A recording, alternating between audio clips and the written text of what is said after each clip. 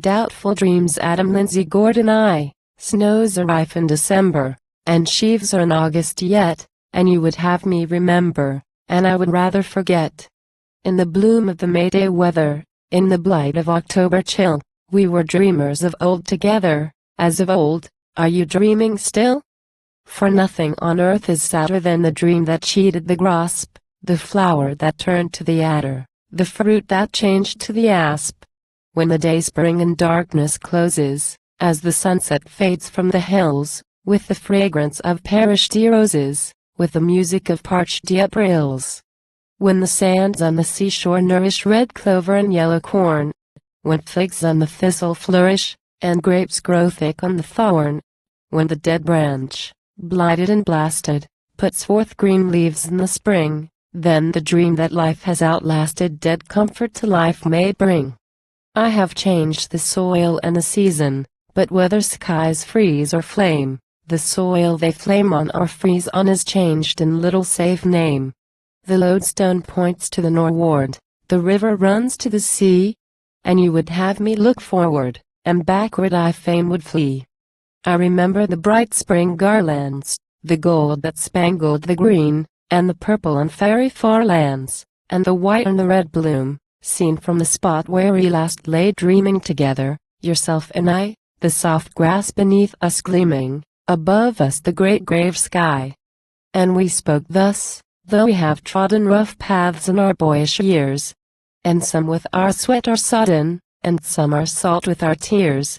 Though we stumble still, walking blindly, our paths shall be made all straight. We are weak, but the heavens are kindly, the skies are compassionate. Is the clime of the old land younger, where the young dreams longer are nursed? With the old insatiable hunger, with the old unquenchable thirst, are you longing, as in the old years we have longed so often in vain?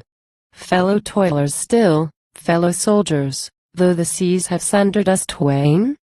But the young dreams surely have faded. Young dreams. Old dreams of young days, shall the new dream vex us as they did? Or as things worth censure or praise? Real toil is ours, real trouble, dim dreams of pleasure and pride. Let the dreams disperse like a bubble, so the toil like a dream subside. Vain toil. Men better and braver rose early and rested late, whose burdens than ours were graver, and sterner than ours their hate. What fair reward had Achilles? What rest could Alcides win? Vain toil. Consider the lilies, they toil not neither do spin.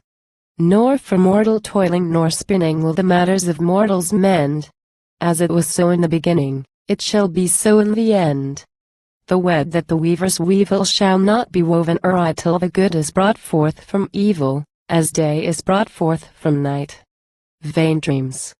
For our fathers cherished high hopes in the days that were, and these men wondered and perished nor better than these we fare.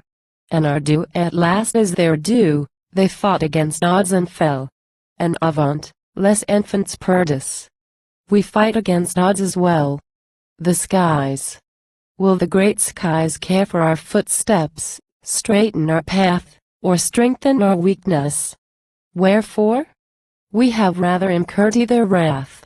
When against the captain of Hazor the stars in their courses fought, did the skies shed merciful rays, or with love was the sunshine fraught? Can they favor man? Can they wrong man? The unapproachable skies. Though these gave strength to the strong man, and wisdom gave to the wise, when strength is termed to derision, and wisdom brought to dismay, shall we wake from a troubled vision, or rest from a toil some day? Nay, I cannot tell. Peradventure our very toil is a dream, and the works that we praise or censure, it may be, they only seem. If so, I would fain awaken, or sleep more soundly than so, or by dreamless sleep overtaken, the dream I would fain forego. For the great things of earth are small things, the longest life is a span, and there is an end to all things, a season to every man, whose glory is dust and ashes, whose spirit is but a spark, that out from the darkness flashes, and flickers out in the dark. We remember the pangs that wrung us when some went down to the pit, who faded as leaves among us, who flitted as shadows flit. What visions under the stone lie? What dreams in the shroud sleep dwell? For we saw the earth pit only, and we heard only the knell. We know not whether they slumber who waken on earth no more, as the stars of the heights in number, as sands on the deep sea shore. Shall stiffness bind them, and starkness enthrall them, by field and flood, till the sun shall be turned to darkness, and the moon shall be turned to blood? We know not. Worse may enthrall men, the wages of sin are death. And so death passed upon all men, for sin was born with man's breath. Then the laborer spent with sinning, his hire with his life shall spend. For it was so in the beginning, and shall be so in the end. There is life in the black and ember while a spark is smoldering yet. In a dream and now I remember that dream I had leave forget. I had leave forget. I had leave that dream with this doubt should die. If we did these things in the green leaf, what shall be done in the dry?